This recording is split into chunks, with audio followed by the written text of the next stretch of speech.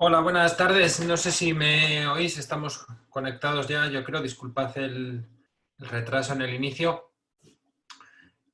Soy Alejandro Álvarez Canal, soy uno de los tutores que tenéis en algunos de los másters de CUP, concreto en varias áreas de comercio internacional y logística, del máster de comercio internacional, del máster en logística, en supply chain y en varias especialidades, en varios cursos de especialización.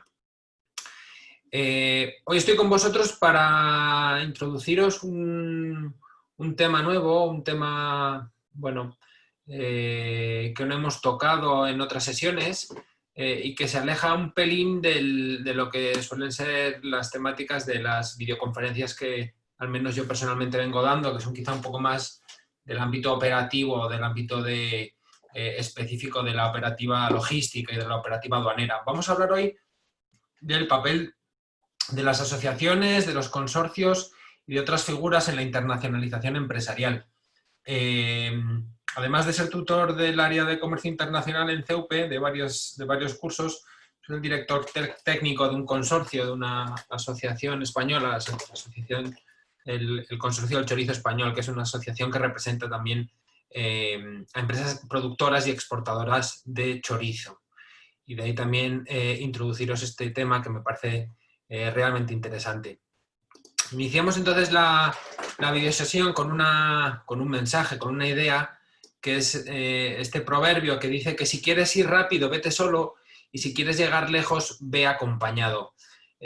Podríamos haber utilizado otros mensajes, ¿no? La unión hacia la fuerza o el uno para todos, todos para uno de los mosqueteros, pero la idea es la misma, es decir, que al final la figura de las asociaciones, de perfiles como las asociaciones, como los consorcios o como otras figuras que agrupan a empresas, es una herramienta tremendamente interesante, tremendamente útil en el proceso de internacionalización de las empresas.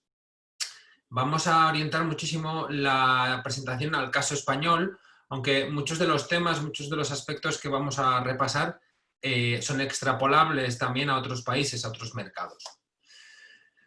Bueno, empezamos con una reflexión, con una idea que os lanzo. ¿Estoy internacionalizado? ¿Está mi empresa internacionalizada? ¿Cuáles son las fases, de alguna manera, de ese proceso de internacionalización? Las fases del proceso de internacionalización pasan de alguna manera por 5 hitos, 5 grandes momentos fundamentales en el caso del proceso de internacionalización. Una empresa normalmente empieza por un proceso de exportación ocasional, recibe un pedido puntual de un comprador internacional, afronta un proceso nuevo, un hito nuevo en su desarrollo empresarial y realiza una exportación.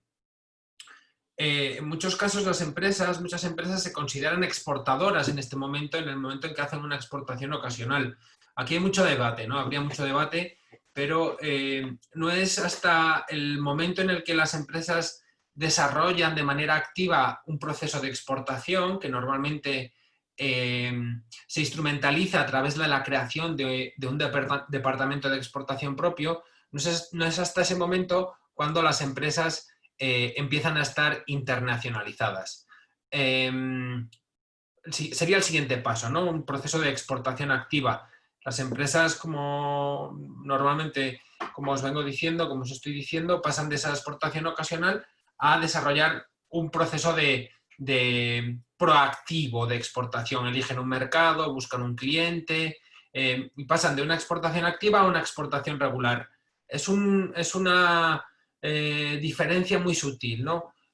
Quizá la gran clave sería la consolidación de ese departamento de exportación, que sería un momento crítico en el proceso de internacionalización.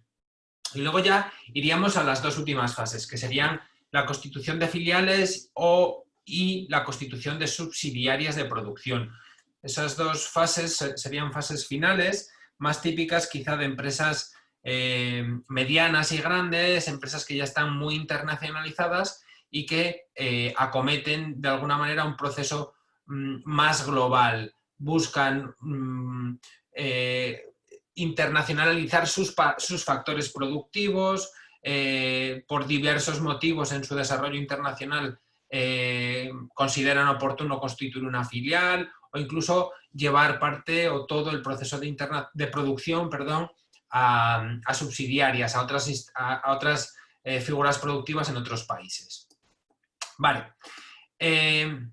Visto esto, que sería un poco un punto de partida para saber en qué momento estamos internacionalizándonos, vamos a repasar de alguna manera cuáles son las formas típicas de internacionalización o de exportación en una empresa. La primera fórmula típica de los tipos de exportación serían las exportaciones indirectas, que pueden o suelen coincidir con ese momento de exportaciones puntuales, de exportaciones ocasionales que hablábamos al principio. Normalmente son operaciones que se realizan a través de intermediarios independientes en el país de origen, es decir, yo contacto, mejor dicho, mi empresa es contactada por una empresa local, una empresa en este caso española, que se interesa por mis productos para comercializarlos en terceros mercados. Son operaciones con muy bajo coste, son operaciones con muy poco riesgo comercial, pero claro, son operaciones que ofrecen muy poco aprendizaje en el proceso de internacionalización de esa empresa.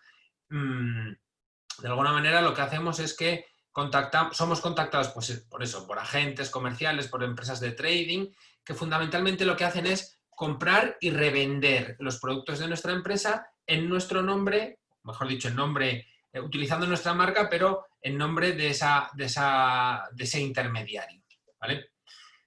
El siguiente paso, mejor dicho, el siguiente tipo de exportación es las que se denominan exportaciones directas. Aquí hay un aspecto fundamental, que es que la empresa se apoya en un departamento de exportación propio para comenzar a comercializar sus productos fuera de su país. Son de alguna manera ya operaciones con mayor coste, con mayor riesgo, aunque es verdad que ese riesgo se suele o se debe minorar a través de la utilización correcta de los contratos de compraventa internacional, pero sobre todo al margen de aspectos legales o aspectos en el ámbito de los costes, la clave en el caso de las exportaciones directas es que la empresa tiene un mayor control del producto en el mercado de destino. ¿Por qué? Porque ese departamento propio, ese departamento de exportación, se ha encargado de crear, de establecer una red comercial, una red de distribución, de hacer una prospección de mercado, de definir cuáles son los países más interesantes, cómo acceder, qué contactos comerciales son más atractivos, etc. Estos tipos de exportaciones, esta fórmula, se suele hacer a través de dos vías que son compatibles entre sí, que es a través de representantes de ventas y a través de distribuidores. Los representantes de ventas suelen ser personal de la propia empresa que se encarga de buscar clientes y distribuidores son la otra parte del negocio, es decir, la empresa importadora en el país de destino que se encarga de incorporar, de comprar esa mercancía y revenderla. A cambio obtienen un margen, ¿vale? Esa sería la fórmula de la exportación directa. Y el siguiente tipo de exportación, por definición, es la exportación concertada, que es un poco pues la temática sobre la que vamos a ver más aspectos, más cuestiones hoy en esta conferencia virtual. Las exportaciones concertadas de alguna manera vienen a ser una mezcla entre esas exportaciones directas y esas exportaciones indirectas. ¿Qué es lo que se hace? Que normalmente se colaboran varios productores, varios fabricantes con un mismo interés, con un objetivo común, que es desarrollar acciones de promoción, desarrollar acciones comerciales también, bien en origen, bien en destino, y comparten tecnología, experiencia, una red comercial, contactos, etc. La forma típica de este tipo de exportaciones son fundamentalmente los consorcios de exportación y lo que se denomina también el piggyback o las exportaciones canguro, ¿vale? Bueno, seguimos viendo alguna cosa más. Vamos a ver, os pediría que no iniciaseis el vídeo.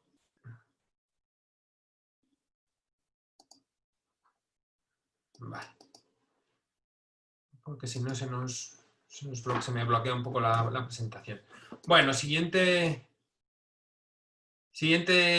diapositiva vamos a ver. Vamos a analizar un poco quiénes son los organismos, quiénes son los actores que nos pueden ayudar a realizar la promoción de las exportaciones.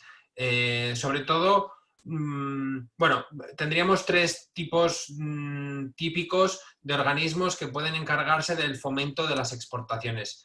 Hablaríamos de actores, de instituciones, fundamentalmente en el ámbito local y autonómico, si hablamos del caso nacional. Hablaríamos también de actores, de agentes en el ámbito sectorial, y hablaríamos también de actores en el ámbito estatal y supranacional, ¿vale? Todos ellos en esta especie, digamos, de coctelera ayudan, fomentan de distintas maneras al proceso de internacionalización de las empresas, que es lo que os quiero trasladar. Y sí que es verdad que sin perjuicio de las distintas organizaciones administrativas que pueden tener los países, la estructura es muy similar. En todos los países podemos tener organismos o actores sectoriales, actores locales y autonómicos y actores nacionales, incluso supranacionales, dependiendo un poco de la zona económica en la que nos ubiquemos. ¿Vale? Bueno, aquí os pongo un poco una amalgama en esta diapositiva de distintos actores, de distintos agentes que pueden formar parte de esos organismos de fomento de las exportaciones, ¿no? Hablaríamos en el caso europeo pues, de actores como puede ser a nivel supranacional, la Comisión Europea, el Intracen, si vamos un poco a un nivel incluso superior, la Organización Mundial del Comercio, que puede desarrollar distintas herramientas, y iríamos un poco bajando de nivel. Es decir, encontraríamos, por un lado, actores a nivel nacional, que pueden ser o bien dependientes de los organismos ministeriales, un ministerio de industria, un ministerio de comercio, incluso en algunos casos pues pueden ser ministerios de asuntos exteriores, con sus distintos entes. Y luego seguiríamos bajando en esa pirámide. Hablaríamos de actores a nivel autonómico, en el caso de España. En el caso de España la estructura, la división del Estado es a través de 17 comunidades autónomas. Cada una de esas comunidades autónomas puede incorporar de alguna manera pues, organismos, agencias encargadas de la promoción de esos países. Y podríamos bajar incluso un poco más de nivel. Tendríamos en esta categoría actores, agentes a nivel local o a nivel provincial, ¿no? Podríamos hablar de una diputación, podríamos hablar de figuras pues, de ámbito local, como pueden ser municipios, ayuntamientos, etc. Y luego, en esta figura, en esta presentación, lo que os quiero también trasladar es que puede haber también actores de carácter sectorial, es decir, asociaciones por un lado, incluso sellos de calidad, ahora contamos un poco más esas particularidades que favorecen, que ayudan al comercio, a la internacionalización de las empresas de distintas maneras, ¿vale? Vamos a ver si no nos apoyamos en la pizarra que tengo aquí detrás y os cuento alguna cosa un poco más concreta. ¿Cómo nos ayudan estos agentes, estos actores en tareas de promoción? Bueno, la amalgama, las herramientas que pueden ofrecer cada vez son más amplias, ¿no? Podríamos hablar de participación en ferias internacionales, lo que habitualmente se conoce como los pabellones oficiales, el pabellón España, el pabellón chileno, el pabellón mexicano, etcétera, etcétera, sobre todo en ferias de relevancia a nivel internacional. Podríamos hablar de otras figuras, como pueden ser las misiones comerciales directas, otra herramienta, que es una fórmula a través de la cual un grupo de empresas más reducidos visitan de manera directa un mercado con el objeto de desarrollar, establecer un vínculo comercial con potenciales socios en el país de destino. Podríamos hablar también de una figura muy similar, que son las misiones inversas. Las misiones inversas lo que hacen es lo contrario, lo que se hace en una misión inversa es lo contrario. Yo traigo a mi país, yo traigo a mi región o a mi ciudad o a nivel nacional a todo el país a posibles compradores internacionales para que se realicen, se desarrollen reuniones B2B, reuniones entre empresas con un fin comercial, puramente comercial, que es establecer una relación duradera, una relación a largo plazo. En otros ámbitos podríamos hablar también de misiones de prescriptores. No siempre las acciones de promoción internacional tienen una orientación puramente comercial, sino que podemos estar enfocándonos a llegar a un nicho, a llegar a un ámbito muy concreto, dependiendo de cuál pueda ser la estrategia de la empresa, o en este caso de la asociación o de la organización supranacional. Podríamos hablar de misiones de prescriptores. Invitamos a una serie de periodistas, a prescriptores de opinión, a medios especializados, etcétera, etcétera, para que visiten a la estructura empresarial, a las empresas que puedan formar parte de la región o de ese sector, con el objetivo de que puedan hablar en el país de destino de nuestros productos, ¿vale? Y luego, pues podemos tener, bueno, el abanico, desde luego que el abanico de herramientas de promoción que se ofrecen, que pueden existir en todos los países, es muy amplio, ¿no? Pero podríamos hablar también de actuaciones, de acciones quizá más a alto nivel, como pueden ser los foros y los encuentros empresariales, que involucran quizá a empresas en sectores mucho más relevantes, en sectores pues a lo mejor como el sector bancario, el sector de la construcción, el sector de infraestructuras, sector tecnológico, aunque el sector tecnológico cada vez puede estar más polarizado, pero son acciones, encuentros casi de alto nivel estatal. Y luego podríamos hablar también de actuaciones como pueden ser las jornadas o los seminarios. Voy a hacer un pequeño inciso para contar, para recalcar las estructuras que tenemos. No sé si me veis. Hablamos entonces a nivel nacional de ministerios que se encargan, que realizan sus acciones de promoción a través de lo que se llaman las agencias de promoción de las exportaciones.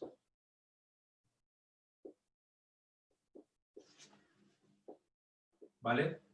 A nivel, en el caso de España, este sería el nivel estatal, tendríamos el nivel comunidad autónoma, que serían a través de lo que nosotros llamamos las consejerías, ¿vale? Y que se encargan de promocionar, de alguna manera, el tejido empresarial en el exterior de las empresas de una comunidad autónoma o de una provincia. Bueno, más bien de una comunidad autónoma. Y podríamos tener a nivel provincial pues otras figuras, como puede ser un ayuntamiento, como puede ser a lo mejor un ayuntamiento, como puede ser una diputación provincial, etcétera. ¿Vale? Lo que hacen estas figuras es, van a un nivel más bajo.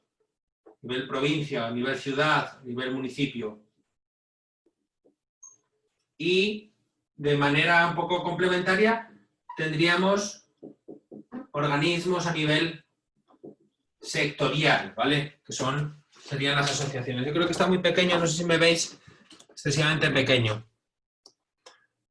¿Vale? Sí, perdóname, Marcos, ¿vale? Entonces, dos ámbitos. Ámbito sectorial y ámbito nacional. A nivel sectorial, lo que hacemos es tener herramientas comunes para las empresas de todo el sector. A nivel, de alguna manera, territorial, tenemos 3 niveles. La capa superior, que serían los ministerios, las agencias de promoción de las exportaciones. A un nivel un poco más bajo, tendríamos, en el caso de España, las figuras de las comunidades autónomas, de las agrupaciones de provincias. En España sí que hay un nivel de división del Estado un poco más amplio. Y a un tercer nivel más bajo tendríamos organismos de promoción de ámbito provincial, de alguna manera. ¿Vale? Vamos a seguir. Os quería compartir con vosotros un pequeño vídeo. Vamos a ver que salgo de aquí.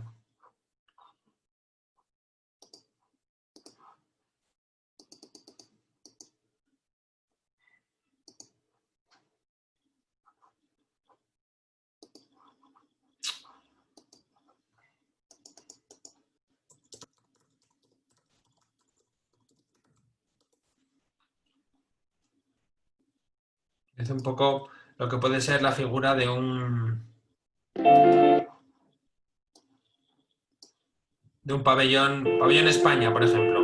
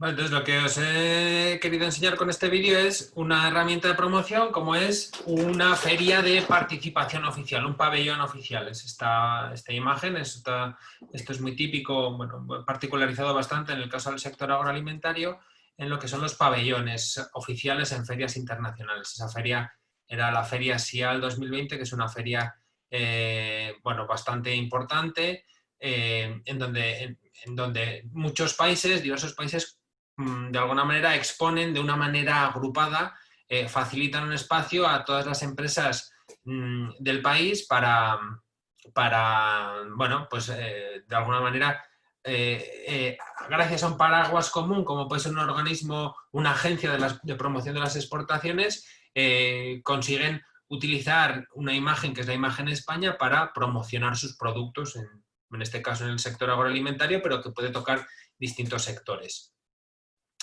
Vale. Quería avanzar un poco más con el caso de la organización, los tipos de alguna manera de herramientas o de organismos que pueda haber a nivel sectorial en el caso del ámbito agroalimentario. En el caso del ámbito agroalimentario partimos de bueno, unas figuras muy específicas, muy concretas a nivel europeo, que son los sellos o las figuras de calidad diferenciada.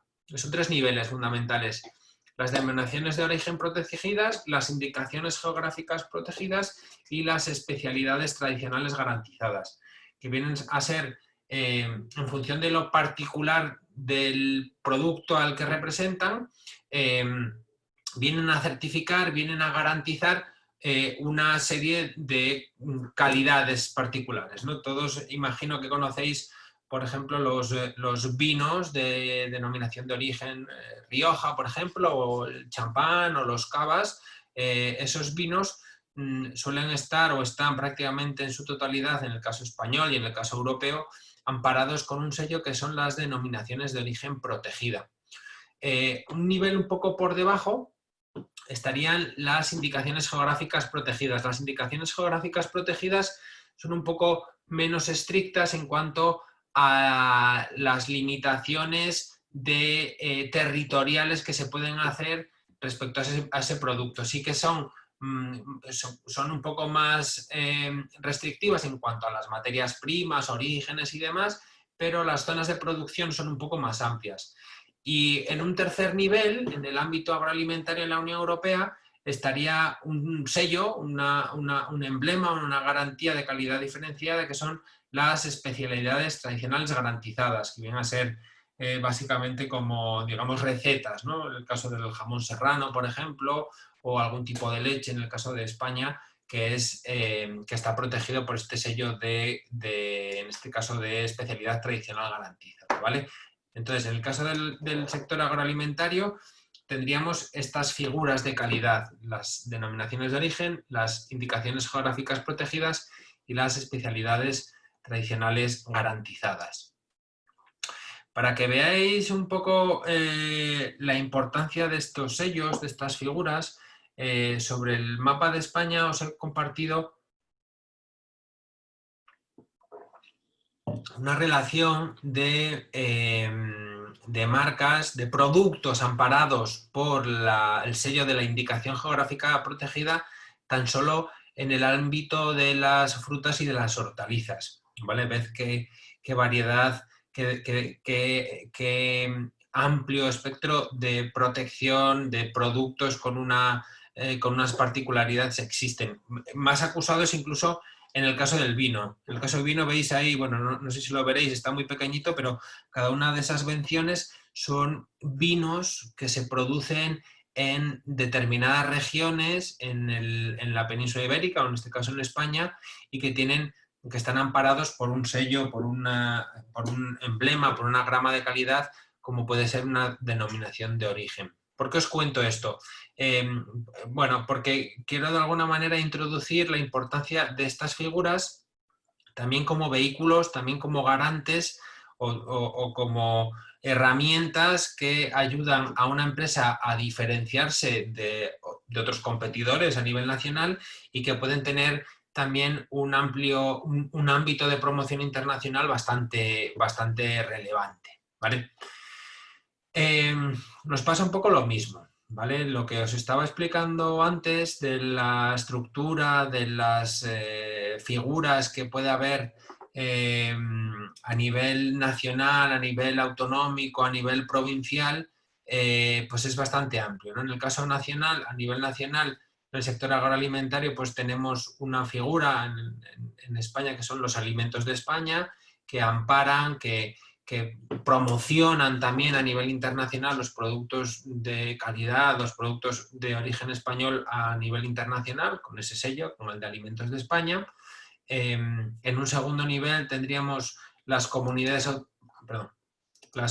autónomas que pueden promocionar los productos de esa región, de Asturias, de Castilla y León, de Aragón, de Madrid, de La Rioja, etcétera, etcétera, etcétera, a través de sus consejerías, de sus pequeños ministerios, para que me entendáis, a nivel autonómico. Y luego a nivel provincial pues podemos tener una serie de sellos un poco más relevantes, ¿no? Pues el sello de Jaén, el sello de León, el sello de Tudela, de Zamora, de Palencia, de Málaga, de Castellón. Es decir, prácticamente se llega a una capilaridad, se llega a un nivel de representatividad y de alguna manera también de promoción a nivel internacional bastante importante, bastante interesante, que ayuda de alguna manera a las empresas a promocionarse, a diferenciarse a nivel internacional.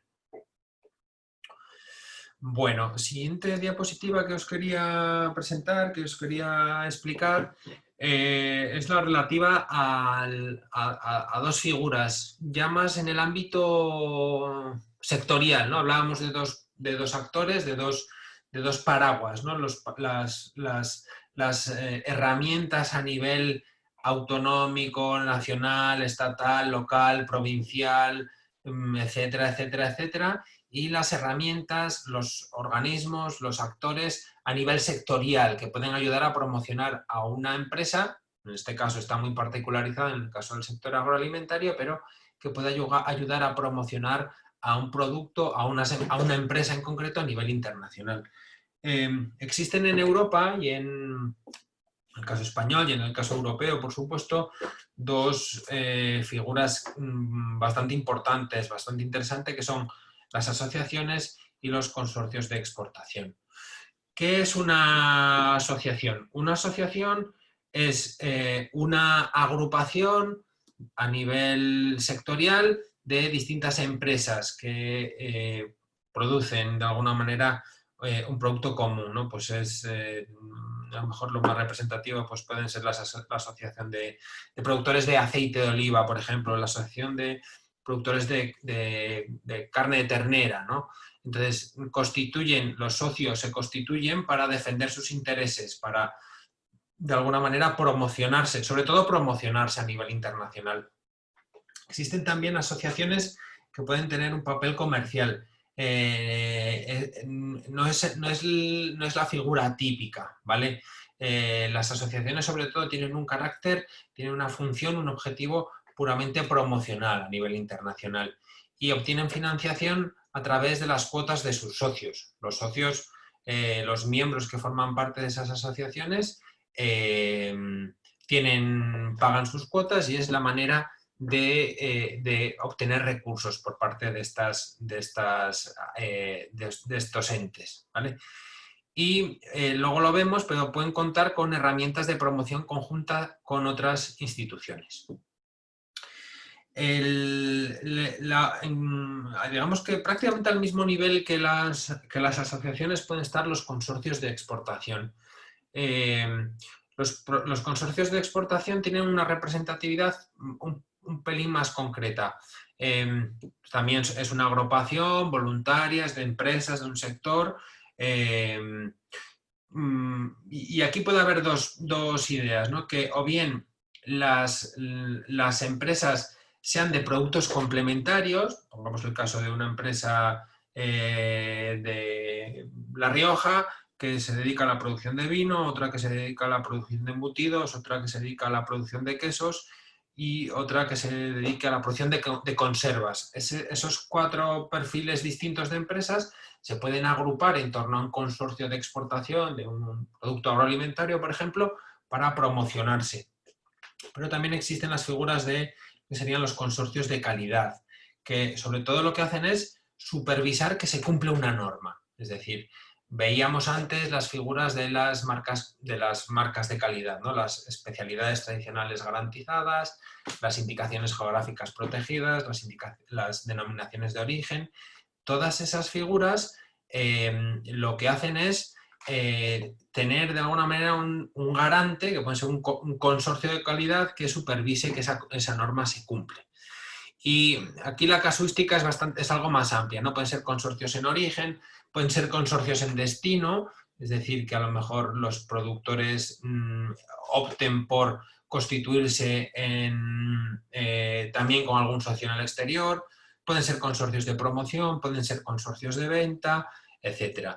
Es decir, que la diferencia básicamente entre una asociación y un consorcio es un poco el nivel de... el nivel micro, es decir, un consorcio representa empresas o bien con unas características comunes a nivel regional o de defensa de un producto de calidad, mientras que una asociación tiene un ámbito de representatividad un poco más amplio.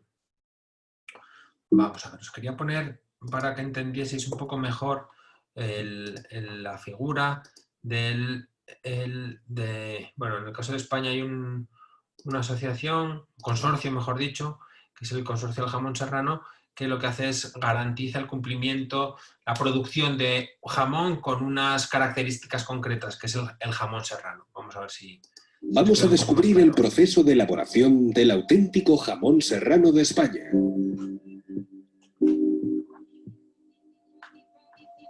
Antiguamente, el proceso de curación del jamón serrano tenía su inicio a finales del otoño, principios del invierno en los núcleos rurales. Todo un rito, toda una fiesta familiar en torno a un animal cuya culminación era la matanza. Una vez sacrificado y despiezado, se obtenían los jamones frescos, los cuales se introducían en sal marina de grano grueso, cubriéndolos en su totalidad. El frío era un elemento necesario que proporcionaba el ambiente adecuado y la alta humedad ayudaba a la buena absorción de la sal. Con la llegada de la primavera y el verano, las altas temperaturas y la baja humedad hacían que el jamón se transformara en un producto curado y de una gran categoría gastronómica. Y todo esto pasaba en zonas de cierta altitud, zonas de sierra. Por eso al producto se le conoce como jamón serrano.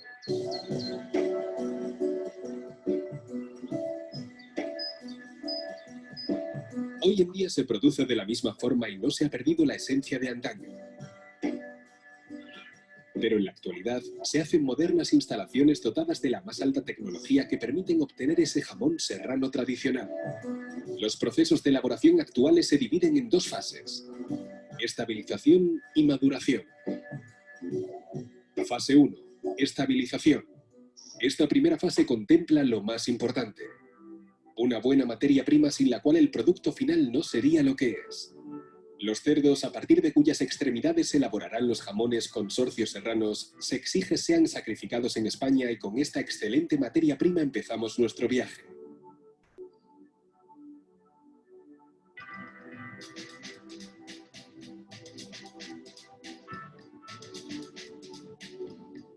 Esta fase se inicia con la salazón, en la que la materia prima, los jamones frescos, se cubren de sal común y sales curantes.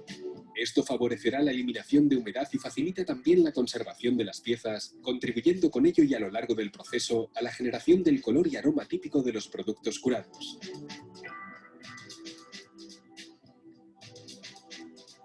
Seguidamente, y al cabo de unos días, se continúa con el lavado o cepillado con agua para eliminar la sal sobrante adherida a la superficie.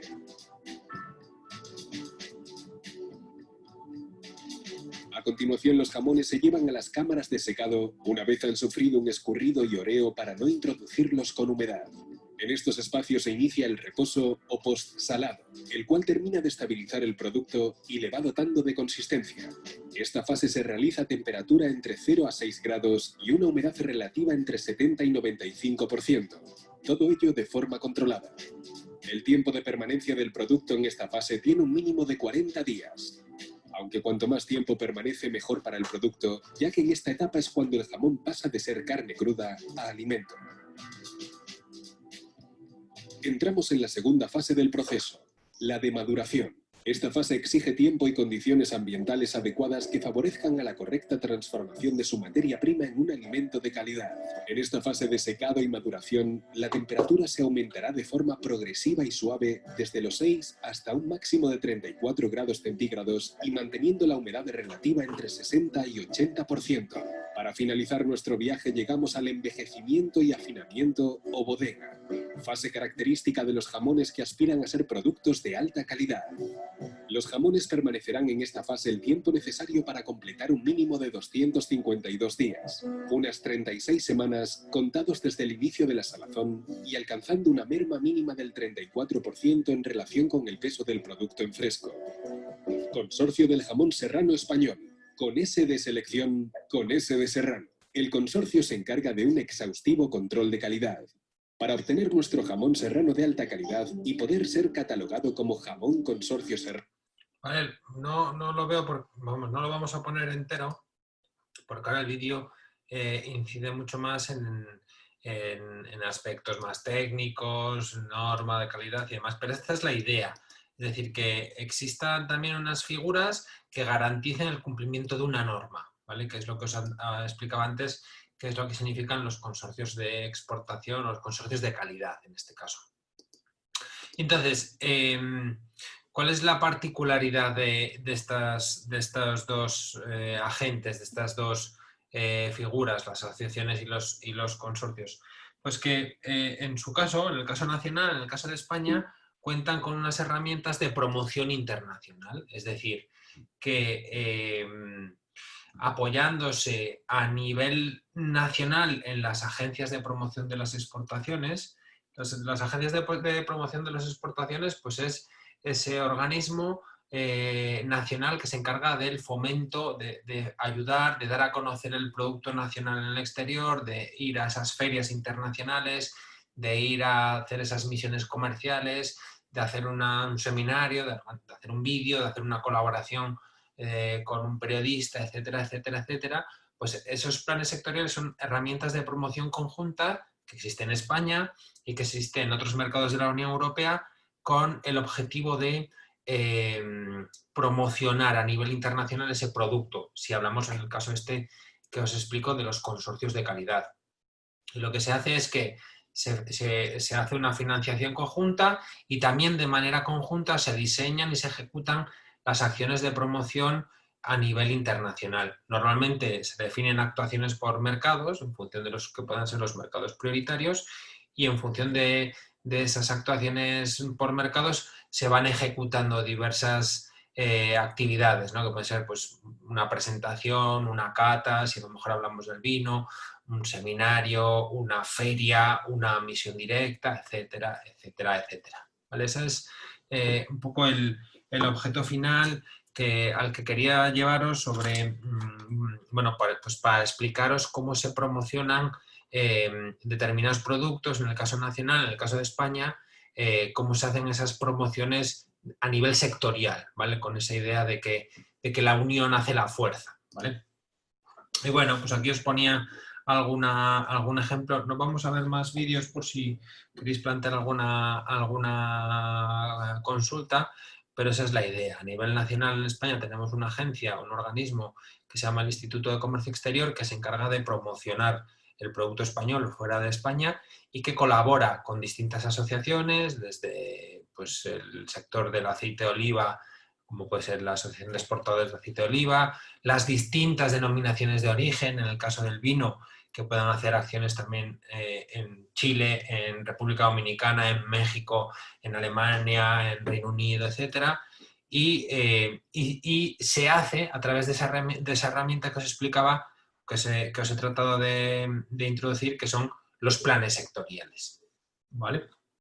Y bueno, pues esta es un poco lo que os quería comentar, lo que os quería presentar en el marco de las herramientas de promoción de las exportaciones, de la promoción de la internacionalización a nivel sectorial que existen o que utilizamos, que se utilizan en Europa y prácticamente en todos los países del mundo.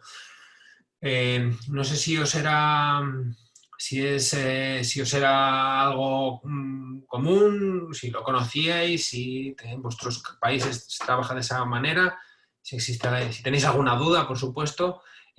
Abrimos unos minutos, si queréis, de debate que lo podéis plantear a través del chat de Zoom y si no, pues damos por concluida la sesión. Bueno, Alejandro pregunta que cuál es la mejor forma para contactar entiendo que con compradores internacionales. No hay una fórmula mejor o peor, ¿no? Depende también del tamaño de la empresa. Hay empresas más grandes que pueden tener una estrategia más individualista y hay empresas más pequeñas que este proceso común, estas figuras comunes como las asociaciones o los consorcios, les puede ser más útil. Quizá los pasos sí que sería un poco la clave es ese establecimiento de un departamento de exportación que os explicaba al principio, ¿vale? Vale, Perú es algo parecido, pero necesitamos superar temas sanitarios. Correcto, aquí pasa lo mismo, ¿eh? Es decir, que hemos visto solo la punta del iceberg, por detrás hay una complejidad burocrático, sanitaria, de consumo, etcétera, bastante compleja, ¿eh? ¿Cuáles son los pasos para obtener los sellos de garantía, frutas vegetales, hortalizas deshidratados, congelados? Aquí en el caso de Europa hay una función que es la ministerial, que es de alguna manera por sectores la que determina, la que establece los pasos a seguir para tener esos sellos de garantía y que estás también supeditada a diversa normativa europea. Vale. Bueno, Fabio plantea que las asociaciones pueden ser posiciones, pueden tener cierta burocracia. Pues sí, puede ser, estoy de acuerdo contigo que pueden al final acabar actuando como pequeños lobbies. Lo que sí que es verdad que es un poco lo que planteaba al principio, ¿eh? En determinados casos, determinadas empresas de un tamaño más pequeño, la figura de una asociación puede ser un vehículo muy interesante tanto a nivel sectorial como a nivel nacional, a través de un organismo de promoción de las exportaciones, puede ser una herramienta muy buena para empezar un proceso de internacionalización y no empezar desde cero, ¿eh? Bueno, Marcos plantea que el caso de agricultura sí que se avanza, en otros no. Efectivamente, hay sectores que van a un ritmo, otros a otro ritmo. Bueno, efectivamente, no todos los sectores van al mismo ritmo. El agroalimentario pues, puede tener también unas particularidades. Los sectores industriales, la construcción, etcétera, pueden tener otras particularidades. Como hablábamos ahí también a mitad de la conferencia, existen también las figuras de los foros empresariales, que son un poco más actores o acciones, más que actores, acciones a más alto nivel, ¿no? A un nivel, bueno, pues más relevante porque son empresas más grandes que requieren un contacto con ministerios y ahí sí que hay a lo mejor una figura del lobby. Bueno.